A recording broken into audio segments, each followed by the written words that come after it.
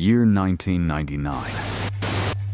Inside a cold, dark apartment in New York City, a 24-year-old actor checks his bank balance. Total amount left? Less than $7. Fast forward to today, and that same man is one of the highest paid, most beloved superstars on the planet. But between these two realities lies a 20-year dark void.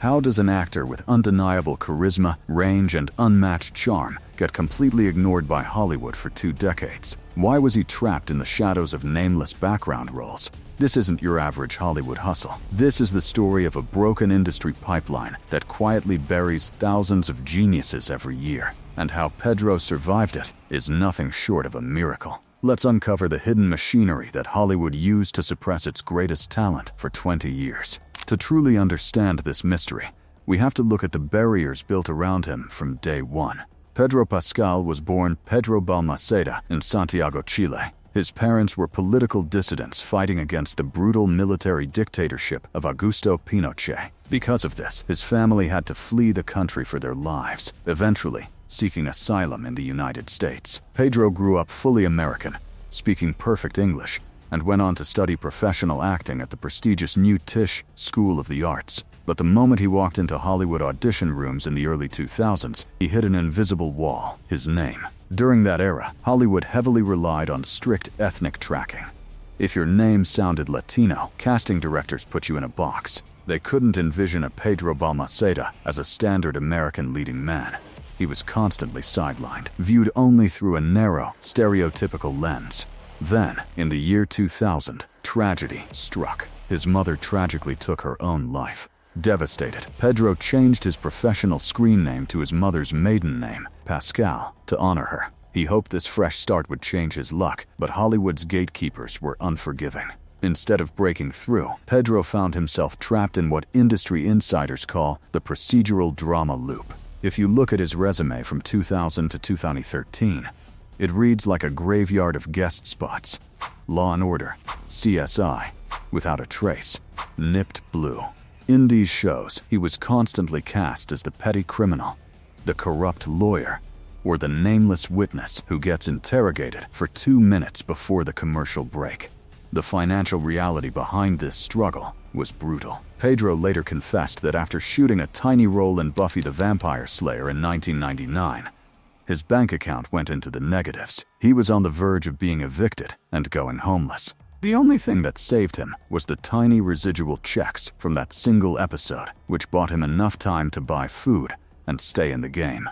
For over a decade, he survived on low-paying New York theater gigs just to keep his craft alive, while mainstream Hollywood remained completely blind to the heavyweight talent hiding in plain sight. As the years bled into his late 30s, Pedro faced another unforgiving industry demon: ageism. In Hollywood, if you haven't made it as a leading man by 35, the system labels you as a permanent background player. Pedro admitted he was mentally preparing himself to accept a life of minor roles, believing his dream was dead. But in 2013, everything changed. HBO was casting for season 4 of the biggest show in the world, Game of Thrones. They needed someone to play Oberyn Martell, the Red Viper. The character required a rare, complex mix of dangerous charisma, deep emotional sorrow, and absolute swagger. An acting student of Pedro's mentioned the role, and Pedro recorded an audition tape on his iPhone. The quality was terrible, and without a powerful Hollywood agent, the tape was practically guaranteed to end up in a digital trash bin.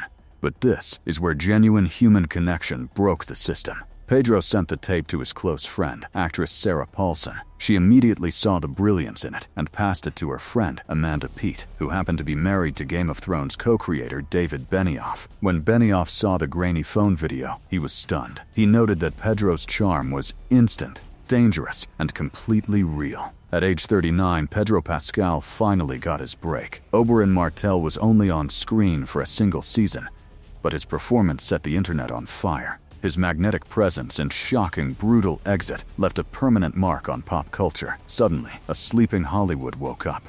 The industry realized that the man they had spent 20 years ignoring was actually a generational superstar. The floodgates opened. The creators of Narcos handed him the lead role of D-Agent Javier P., where he single-handedly carried the narrative weight of the series. Soon after, Disney placed him under the helmet of the Mandalorian, proving he could charm millions using nothing but his voice and posture. And finally, HBO's The Last of Us cemented his status as a premier dramatic powerhouse. Production houses were now willing to pay tens of millions of dollars just to secure his name on a poster. So, why did Hollywood ignore Pedro Pascal for 20 years? Because the system was rigid, blinded by its own outdated checkboxes and cultural stereotypes. They simply lacked the imagination to see a middle-aged Latino actor as a global, premium leading man. But looking back, that 20-year delay might have been his greatest asset. If success had come to Pedro in his early 20s, he might not have developed the profound gravity he possesses today. When you see him on screen now, the weathered look in his eyes, the heavy emotion in his voice, the quiet intensity,